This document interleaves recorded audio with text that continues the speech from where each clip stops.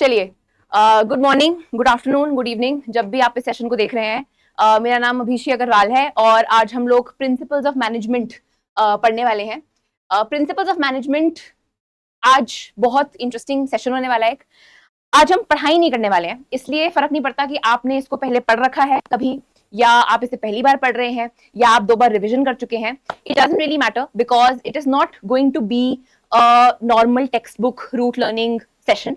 Today we are going to talk about a lot of stories and real life business case studies जिनके through आप various principles of management को समझेंगे. तो मैं और कुछ गारंटी कर सकूं या ना कर सकूं, मैं एक चीज जरूर गारंटी कर सकती हूँ कि आज आपको मजा बहुत आने वाला है और आपको फील भी नहीं होगा कि हम लोग यहाँ पढ़ाई कर रहे हैं, क्योंकि पढ़ाई करने हम लोग यहाँ है ही नहीं. पढ़ाई करनी मुझे आती नहीं है और ना मुझे पढ़ाना आता है. So we are here to have fun और without discussing a lot we will start the session, क्योंकि बहुत सारी इंटरेस्टिंग चीजें हैं जो आज हम डिस्कस करने वाले हैं. सेशन में 2-3 सरप्राइजेस भी हैं आपके लिए, तो आप लोग को बहुत अटेंटिव होके सेशन को देखना पड़ेगा और कहीं पे भी वो सरप्राइजेस बीच में आ सकते हैं. Session is going to be very interactive. जरूरी नहीं है, मतलब मोस्ट प्रोबेबली आपको ज्यादा डाउट्स नहीं रहेंगे towards the end of the session, but even if there are doubts you all have my contact details and we can take it up further after the session. Now, before we start the session, we are going to basically start the session with 3 different stories. और ये जो कहानियां हैं, हम कहानियों के साथ इस सेशन को शुरू करने वाले हैं और ये 3 different real life business case studies हैं. तो before we start with those case studies, you have to promise me one thing कि पहले हम उन कहानियों को पूरा पढ़ेंगे. आप लोगों को शायद बीच में लग सकता है कि क्या है मैम, ये कहानियां क्यों डिस्कस कर रही हैं, हमें चीजों के बारे में जानना क्यों जरूरी है. पर पहले हम उन कहानियों को देखेंगे, उन रियल लाइफ बिजनेसेस के बारे में कुछ समझेंगे, जानेंगे और फिर हम सेशन में ब्रेक इन करेंगे और आपको समझ में आएगा कि क्यों प्रिंसिपल्स ऑफ मैनेजमेंट के बारे में पढ़ना इतना जरूरी है और उसे रियल लाइफ बिजनेस और रियल लाइफ डेली लाइफ से कनेक्ट करके पढ़ना और भी जरूरी क्यों है. So let's start with our session. Okay. So now our first case study for the day is about Shri महिला गृह उद्योग लिज्जत पापड़. आपने पूरा ये नाम शायद कहीं ना पढ़ा हो, पर आपने लिज्जत पापड़ का नाम जरूर सुना होगा.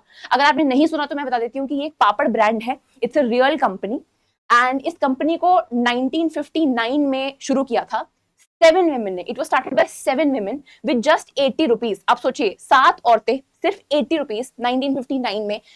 ये औरतें आई, उन्होंने बोला कि हमें अपनी कंपनी शुरू करनी है और हम उस कंपनी का नाम रखेंगे लिज्जत पापड़, हम पापड़ बनाएंगे. आज उस कंपनी की वर्थ 650 प्लस करोड़ है with over 45,000 women stakeholders. This is how much this business has progressed in just about these many years. ये आज की नेटवर्थ है और इतनी women आज इस पर्टिकुलर बिजनेस से एसोसिएटेड है. जो ये बिजनेस जो है ये एक्सपोर्ट भी करता है. एक्सपोर्ट का क्या मतलब होता है? एक्सपोर्ट मींस इंडिया से बाहर, इंडिया हमारी कंट्री से बाहर, यूके, यूएसए, जापान एक्सेट्रा में अपने प्रोडक्ट को बेचना, आगे भेजना, उसे हम एक्सपोर्ट बोलते हैं. तो 60 करोड़ से ज्यादा की इनकी एक्सपोर्ट है आज की डेट में. फिर अगर हम इस बिजनेस की बात करें और जब इस बिजनेस को पढ़ा गया, समझा गया, तो ये देखा गया और ये जाना गया कि जो ये बिजनेस है it operates on 3 core values. इस बिजनेस के 3 कोर वैल्यूज हैं. पहला, ये जो बिजनेस है ये बिलीव करता है कि हम हाई प्रोडक्ट क्वालिटी बेचेंगे और स्केल बेचेंगे. मतलब हम जब भी बेचेंगे हमारा जो प्रोडक्ट है उसकी क्वालिटी हमेशा हाई रहेगी और उसका स्केल हमेशा हाई रहेगा. सेकंड, हम लोग ना एक फैमिली सिस्टम पे चलते हैं. लिज्जत पापड़ अपने आप को कंपनी नहीं बोलते, वो बोलते हैं कि हम एक फैमिली है. अगर हम 45,000 विमेन भी हैं या लोग भी हैं तो हम सब एक फैमिली हैं. हम सब एक साथ काम करते हैं, एक दूसरे के लिए काम करते हैं और इसलिए the work here is on mutual affection and shared responsibility. They don't see it as a corporate job. It's about mutual affection. Affection मतलब love for each other. Then devotion. Work is seen as a service and not as an income. जब यहाँ पे औरतें काम करती हैं तो उसको वो एज ए डिवोशन की तरह काम करती हैं. वो ये मानती है कि हम एक सर्विस कर रहे हैं, हम सिर्फ इनकम के लिए यहाँ पे नहीं है. फिर एक और इंटरेस्टिंग चीज है कि scholarship is often offered to children of papad rolling members. जो पापड़ रोलिंग मेंबर्स हैं, जो औरतें लिज्जत पापड़ में पापड़ बनाती हैं, उनके बच्चों को स्कॉलरशिप्स देने का काम भी करता है लिज्जत पापड़. फिर Lijjat papad has combined Gandhian principles with entrepreneurial excellence. What are the Gandhian principles? Gandhi ji के जो प्रिंसिपल्स थे उनको एंटरप्रेन्योरियल एक्सीलेंस से हमने कंबाइन किया है and that is why this business is where it is today. और आगे है, they have a unique Lijjat way of thinking which means purpose with profit. अगर हम बात करते हैं बिजनेस की, तो जब भी हम बात करते हैं बिजनेस की, it is always about profit, लेकिन when it comes to Lijjat papad, it is profit plus purpose. ये बहुत जरूरी है इनके लिए, ठीक है। चलिए अब दूसरी केस स्टडी पे चलते हैं। सारे no questions asked, only as कहानियां, एज केस स्टडीज आप लोग इन बिजनेसेस के बारे में समझिए, जानिए। जो नेक्स्ट केस स्टडी में डिस्कस करने वाली हूं, that is about doctor Kiran Majumdar Shaw, who started Biocon. ये डॉक्टर किरण मजूमदार शॉ है, she is a very inspirational lady and she is done very fantastic work throughout her life. What has she done? She started Biocon with just 10,000 rupees in her garage. अपने garage से 10,000 rupees के साथ उन्होंने Biocon की start करी। उन्होंने collaborate किया Biocon biochemical से, जो आयरलैंड बेस्ड कंपनी थी, आयरलैंड बेस्ड कंपनी है बायोकॉन बायोकेमिकल्स, उससे कोलैबोरेट करके किरण मजूमदार शॉ ने बायोकॉन स्टार्ट करी। बायोकॉन शुरू करना एक बहुत ही बोल्ड स्टेप था, इसलिए क्योंकि किरण मजूमदार शॉ ने बायोटेक्नोलॉजी का एक स्टार्टअप या बायोटेक्नोलॉजी की बात तब करी when very few dare to talk about biotechnology. Biotechnology के लोग बात भी नहीं करते थे, उसमें बिजनेस करना तो दूर, लोग बात ही नहीं करना चाहते थे कि बायोकॉन है क्या, या क्या बायोटेक्नोलॉजी क्या है, या उसमें क्या बिजनेस हो सकता है। पर इन्होंने किया, इन्होंने ना सिर्फ बायोटेक्नोलॉजी को पढ़ा, समझा, परखा, पर उसमें एक बिजनेस भी शुरू किया। इन्होंने बोला कि हम लोग अफोर्डेबल ट्रीटमेंट्स बनाएंगे डायबिटीज के लिए, कैंसर के लिए और ऑटो इम्यून कंडीशंस के लिए। ऐसी कंडीशंस के लिए हम अफोर्डेबल ट्रीटमेंट्स लेके आएंगे। आज ये पूरे वर्ल्ड में 4th लार्जेस्ट इंसुलिन प्रोड्यूसर है एंड इनका एक फोकस है, बायोकॉन का मेन फोकस है कि हम एडवांस साइंसेस पे काम करेंगे और हम एक्सेस फॉर ऑल पे काम करेंगे। We want to make these particular treatments affordable and accessible to all the people. Today it is India's largest integrated biopharma company. ये Biocon is a real world example of visionary risk taking and leadership in health innovation. Okay, now we come to our last case study which is Toyota Motor Corporation. Toyota Motor Corporation, Toyota आपने देखा होगा, Toyota की cars आती हैं, आप लोगों को Toyota के बारे में पता होगा। टोयोटा मोटर कॉर्पोरेशन के कुछ गाइडिंग बिजनेस प्रिंसिपल्स हैं। क्या गाइडिंग बिजनेस प्रिंसिपल्स हैं? कि हम लोग हर नेशन के,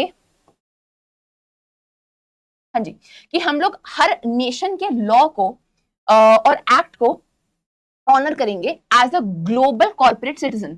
देखिए, टोयोटा जो है वो एक एमएनसी है। एमएनसी का मतलब क्या होता है? मल्टी नेशनल कॉर्पोरेशन है। ये एक ही नेशन में नहीं है, ये मल्टीपल नेशन में सिचुएटेड है।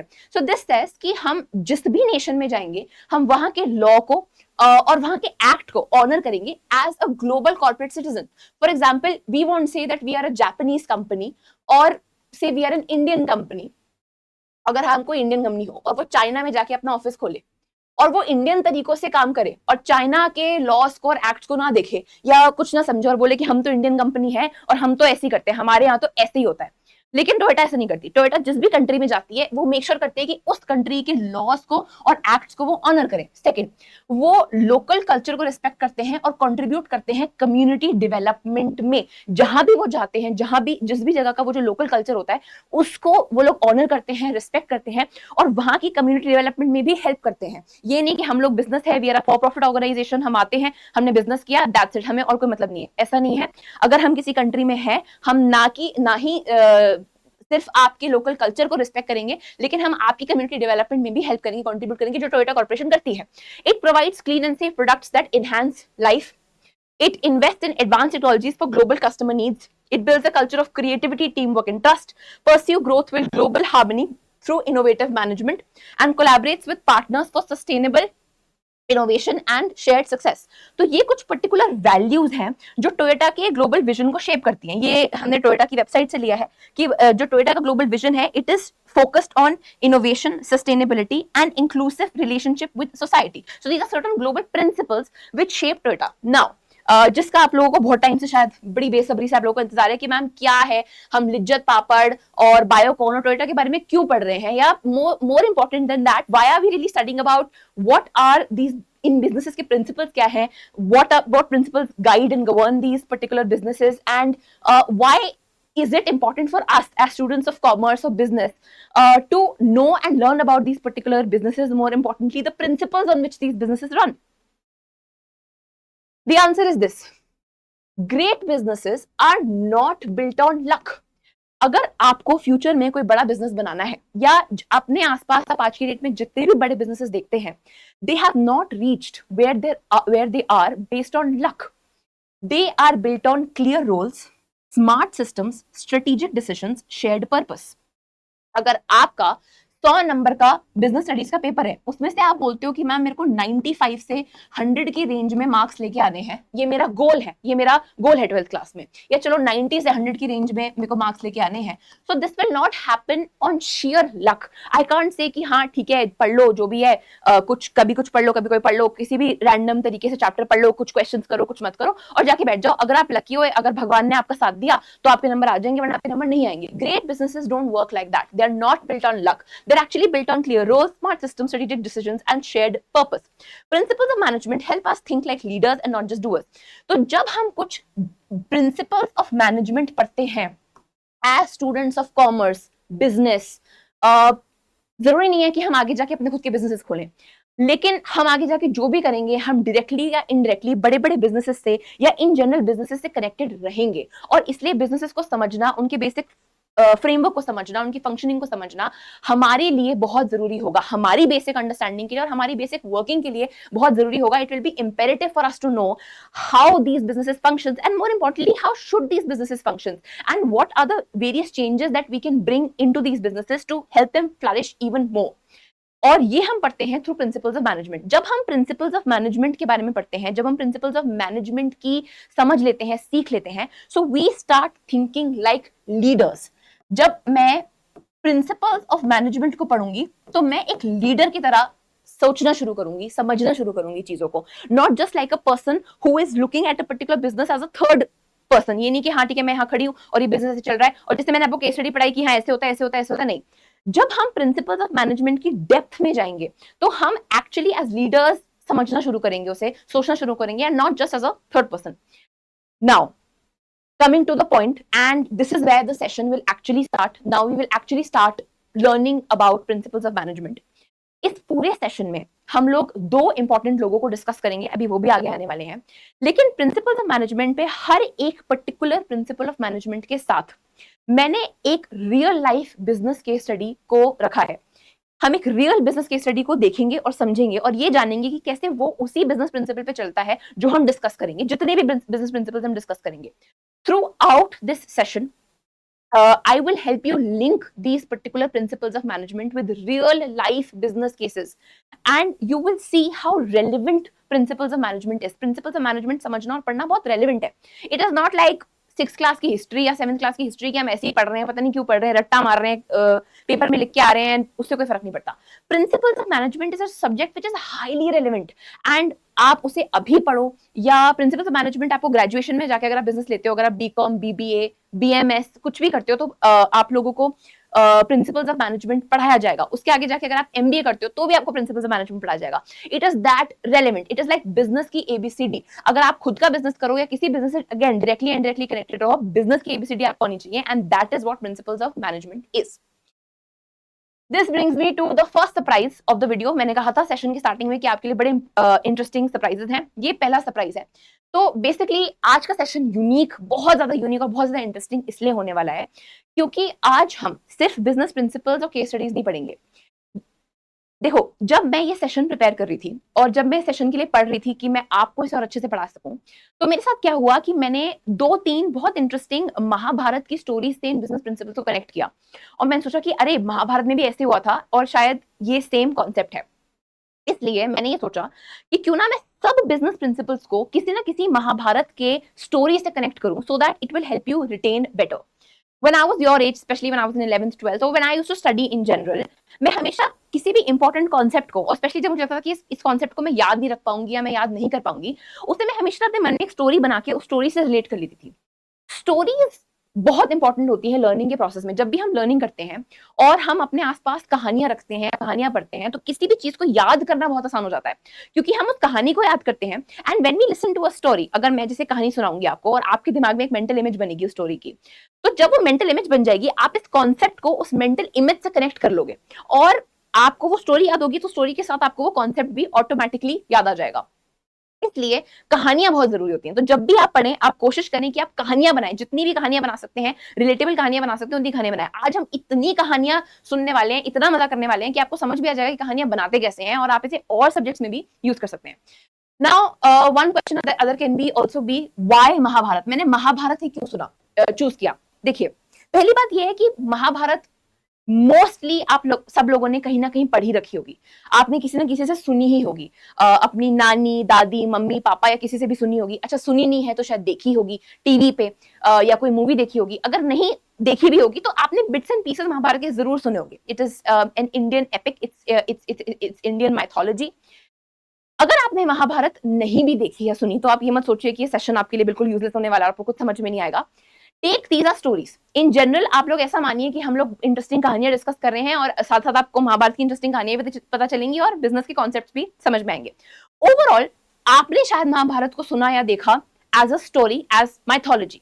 I never looked at it as mythology. For me, Mahabharata was always about learning leadership, strategy, skills, and most importantly, human behavior. अगर हम बहुत ध्यान से महाभारत को सुने, देखें, परखें, समझें, तो हम ये पाएंगे that Mahabharata is a master class in understanding leadership, in understanding human emotion, and that is why whenever we talk about business, we can always relate it to the stories of Mahabharata and what actually transpired there. And through those connections, we will see how integrated and how parallel both of these stories are. और आज आप यही देखेंगे।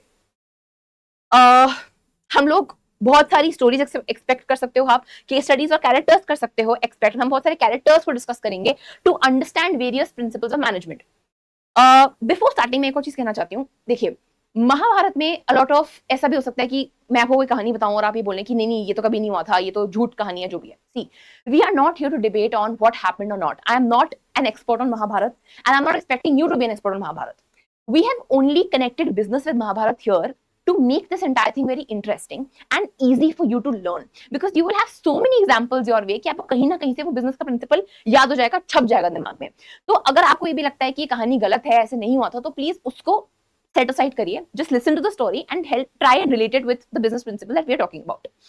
तो and also again a disclaimer for other people, अगर कोई है जिन्हें लगता है कि हमने महाभारत नहीं पढ़ी, हमें तो कुछ समझ नहीं आएगा, हमें मजा नहीं आएगा, ऐसा कुछ भी नहीं है। आप लोग इसे एक वंस अपॉन अ टाइम अमर चित्र कथा की तरह सुनिए कि ऐसे ऐसे हुआ था, and then related to the business principle. Overall it will be a lot of fun.